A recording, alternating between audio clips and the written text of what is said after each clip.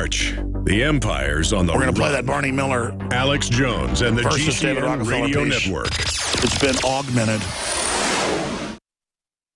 Using unparalleled research in the development of a synergistic formulation based around the key concepts of super oxygenation, the next level in cleansing is here. With key ingredients backed by real clinical studies, the new Oxy Powder, available through InfoWars Life, was invented during Dr. Group's research on the toxification of our bodies. Many herbal colon cleansers are harsh on the body and contain cheap and potentially dangerous ingredients, oftentimes full of synthetic fillers, GMOs, additives, or worse. Gently start cleaning your body with easy capsules that start working while you sleep. Oxy Powder does not require time off work, and there's no need for bad-tasting concoctions. Instead, Oxy Powder slowly releases monoatomic oxygen into the intestinal tract and body. Experience the astonishing cleansing power of superoxide and ozonide technology. Go to InfoWarsLife.com or InfoWarsStore.com to get started with Oxy Powder, or call 1-888-253-3139.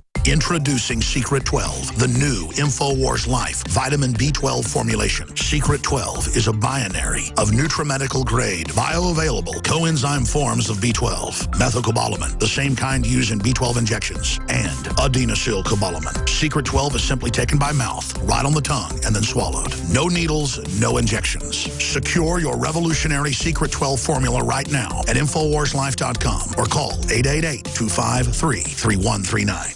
Alex Jones here. For the last 2 years, I've been working with top doctors, nutritionists, and chemists to design a nutraceutical formulation that has truly life-changing health benefits. Introducing the all-new Ancient Defense Herbal Immunity Blend. Experience the benefits of combining over 14 ancient herbs and extracts with exciting new advances in nutraceutical science. Visit InfoWarsLife.com or call 1-888-253-3139. That's InfoWarsLife.com.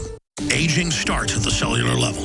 When cells become toxic, they die early and aging sets in. In the past decade, we have witnessed unparalleled scientific discoveries. During that period, key patented compounds have focused on mitochondrial growth, nerve growth, and rejuvenation. But no one has put together a formula that focuses directly on brain health, nerve growth factors, and optimizing your cellular energy at the same time. We now have the synergistic solution, DNA Force, just one of the key compounds. BioPQQ is backed by major clinical studies and over 175 PubMed-listed published studies. You want the best that's out there at the lowest price anywhere? The ultimate value, cutting-edge, trailblazing game changer that also supports the InfoWar. Secure your DNA Force today at InfoWarsLife.com or call toll-free 888-253-3139. DNA Force from InfoWars Life. Cam, this is William Klein. He was wrecking an office. But I just wanted to meet them face to face. I wanted them to admit what they were doing. Who is they? He was in the office of the Trilateral Commission. The Trilateral Commission? Yeah, the Trilateral Commission. All right, what is the Trilateral Commission? The Trilateral Commission is a private organization founded by David Rockefeller in 1973. But you see, what they're really up to is a scheme to plant their own loyal members in positions of power in this country, to work to erase national boundaries and create an international community, and in time bring about a one-world government with David Rockefeller calling the shots. Rockefellers, come back. We don't want your New World Order, you know? Rockefeller, we know what you're doing. Your New World Order will never come in. We're not your slaves. We are not your slaves. You helped start the Trilateral Commission, and you've been to the Bilderberger groups. There is such a thing as insidious influence. I'm telling you, our whole way of life as we know it is in jeopardy. I appreciate that information. But I have the documented evidence. It's all in there. Show him. Its most notable members include George Bush. It is a big idea, a new world order. Are you happy for the millions of deaths you're part of? People know. People are waking up to the reality of this, Mr. Bush, you piece of shit. Dick Cheney.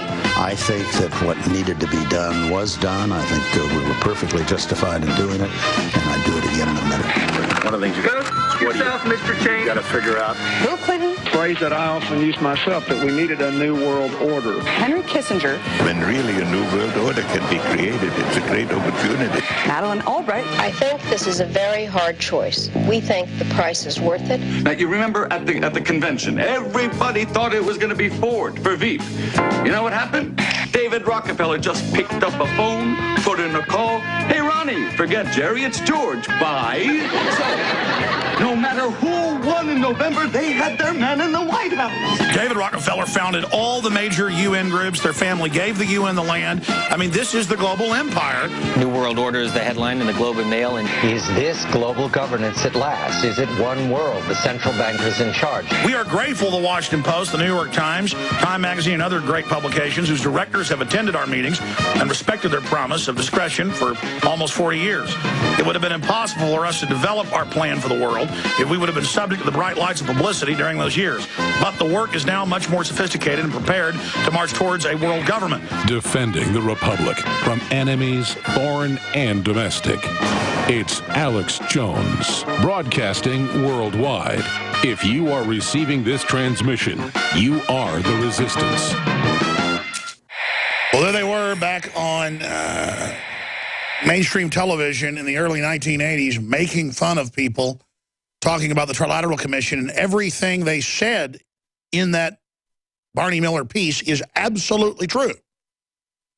But then all the newsmen in the TV show get to laugh at it. Hey, you know, the Trilateral Commission has a plan to create 3 global groups, transfer sovereignty to them, and then set up tyrannies where they're going to micromanage every facet of our lives and raise taxes so high we all go bankrupt.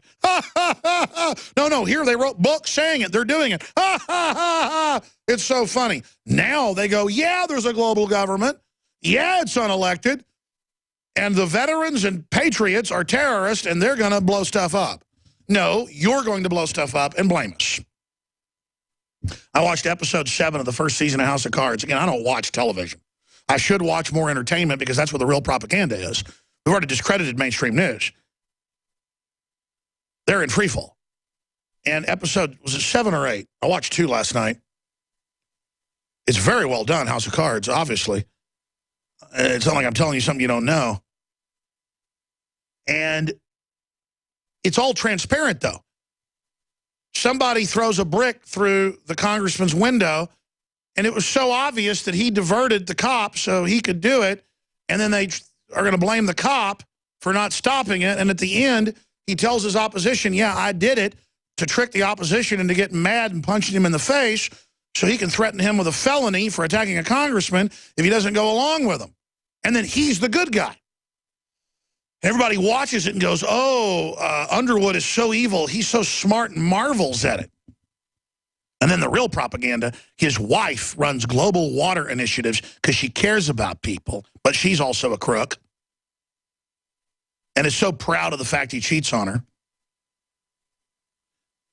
And they're going to get some jobs going after shutting down 12,000 jobs. They're going to get 3,000 jobs in Pennsylvania by running their corrupt congressman who's on cocaine, who they control, and who's compromised, and who sells out people. And he thinks they're helping folks, and 1 out of 10,000 might know the scam. She shows the watershed and says, and we'll develop it environmentally sensitive so they're the heroes, when that's a real agenda I live under in Austin that's a global model to take everybody's private property, not let you use it, force you to sell it, then they turn around and build on it, and then double, triple charge you for water. I mean, I cut my teeth fighting these people. I've been to their conferences where they sit up there and rub their hands together and admit it's a criminal operation. I remember like 16, 17 years ago with Mike Hansen, we got to find those videos. They aired on Access TV and on the radio. And I'd walk up to all these mayors and governors and people meeting here at the Smart Growth Conference, interviewed Michael Dell, you name it. And I walk over and I go, you mean you're just taking private property and developing it and building it and taking it? And this former Dallas Cowboy, I forget his name, he's famous, he's a white guy, he just goes, get out of my way for it. He goes, of course, which started laughing at me going, it's about money? Really? Tell me something I don't know. Get out of my way. And they were just stomping around, and I'd go, but this isn't nice. And they would just go, ha, ha, ha, ha, ha. I got a bunch of it on tape. They're just like, really? It's a scam? I mean, they made the House of Cards guy look like an angel cake. You think that guy's manipulative in that show? You ain't seen nothing. And I just can't believe they have shows where they glorify this type of garbage. And I was watching the Flying Back from L.A. Chicago PD, and about a special crimes unit where they torture people. And sure enough, I went and looked at the synopsis of other episodes. Every episode, it's torturing people, and it's always for the good that they torture people and that they cover up evidence and they do whatever they want because they're the good guys. I mean, this is pure brainwashing where they set up these situational ethics where it's good that they do it, but in the real world, it's not good they do it. And then when a cop sets somebody up, you go to prison. So people are taught by television. I wasn't taught by television. I was taught by the real world and by business and by life and by the streets and by being involved and by acting like a man when I was 14 years old. And I just thought I was normal at 14 that I wanted to date college girls. I thought I was normal when I was 14 fighting 18-year-olds. I thought it was normal that I wanted a 500-horsepower car. I thought it was normal that I didn't like the cops dealing drugs in my neighborhood and then running checkpoints looking for drugs. And I'd get in their face and they'd flip out and take me to jail and threaten to kill me. I thought it was normal to want to support the Second Amendment. When I learned they were coming after the Second Amendment when I was 18, I said, you know, I'm going to stop drinking and stop fighting and get my life straight, start exercising. Got in incredible shape, got my life together for about 5 years. Kind of went back to being bad a little bit, drinking and smoking after that. Got depressed about the New World Order, turned into Jabba the Hutt. Now I've reversed about 60, 70% of that. Horrible transformation. But the point is that the public are so childlike and so naive, and that's why they don't want you playing competitive sports. It's why they don't want you playing dodgeball or jogging or wrestling or shaking hands or anything. Because in the nanny state, they want you cowardly and not developed. And you've got men and women who are in arrested development, especially men, where they freeze men at the age of children. I mean, everywhere I go, I hear men talking about football and basketball and what happened with Duke and Wisconsin, and they'll say to me, even listeners, hey, Alex, what do you think about that basketball game? And I'll go, you know, I used to like that, but those are kind of the things of a child. You know they designed that because your mind's meant for warfare and business.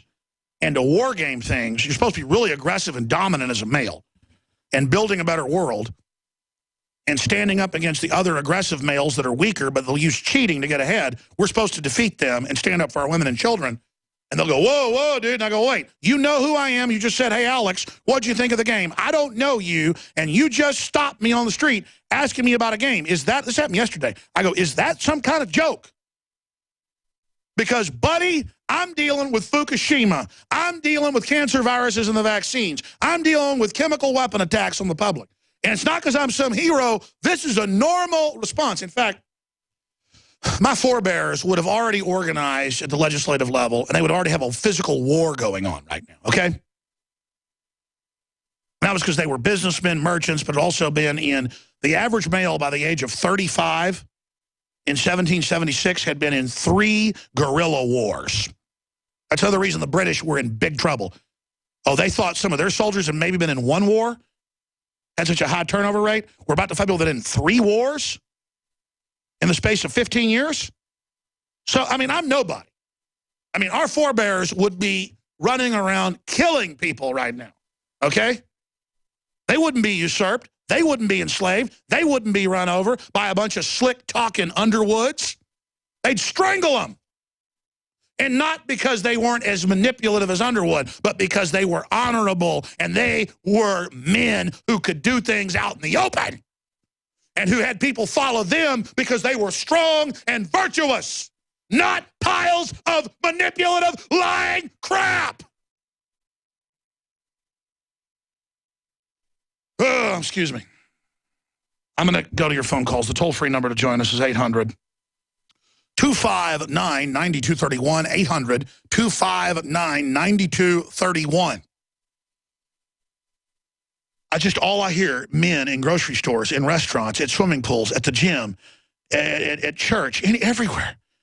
They just want to talk to me about stuff on record with the Olympic Committee, 1914, and this French prince that developed it with the Germans to manipulate the public into not being involved in real issues. I mean, I know. I've read the books written by Edward Bernays. I've read the papers written by the founder of the Olympic Committee. I have read the statement